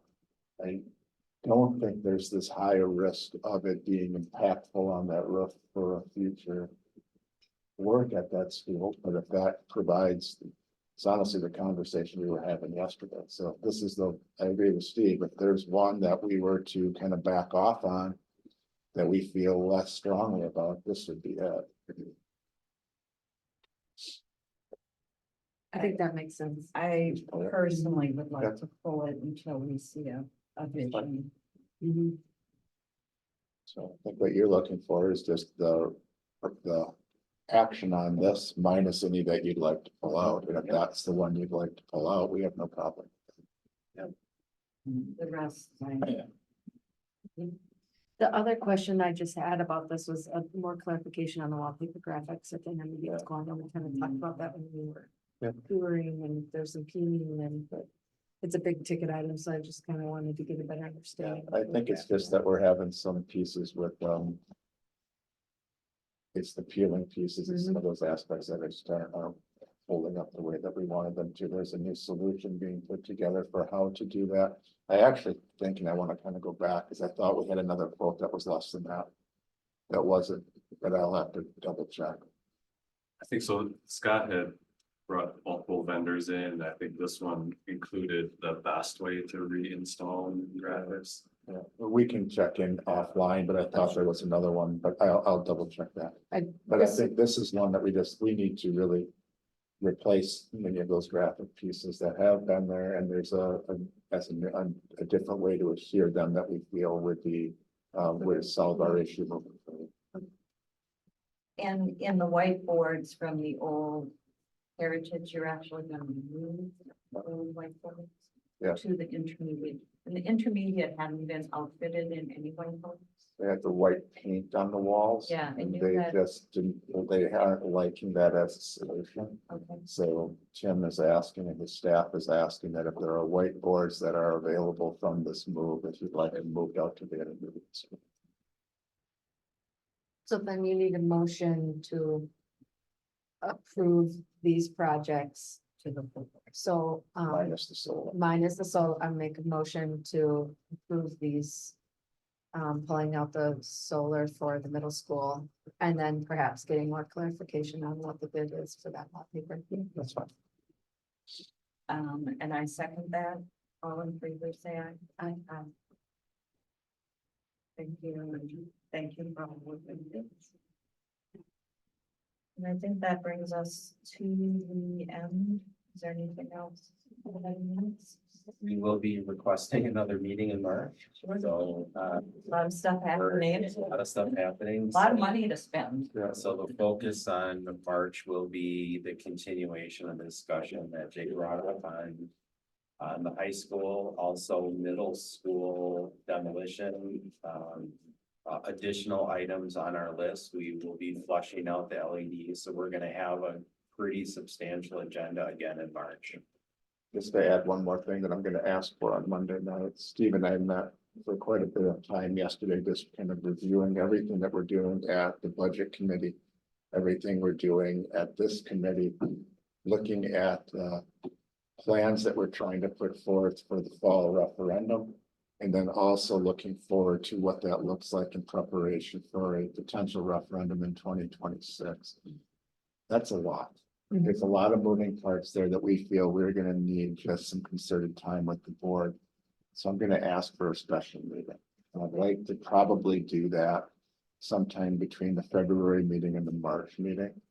So that we can talk about in more depth some of the details that we need to iron out for that community survey that we're gonna send out around spring break. And then just tie together some of the pieces. And I'll talk about that on Monday night, because you're gonna hear a bit of that dialogue, which you're gonna realize is gonna precipitate into a bigger discussion, and trying to fit it into a regular meeting. I just don't think it's fair. That makes sense. Thank you. Okay, Motion to adjourn. second. Yep. Is that, Yeah, okay. we're ready. All in favor, say aye. Aye. Thank you. Yeah, You extended.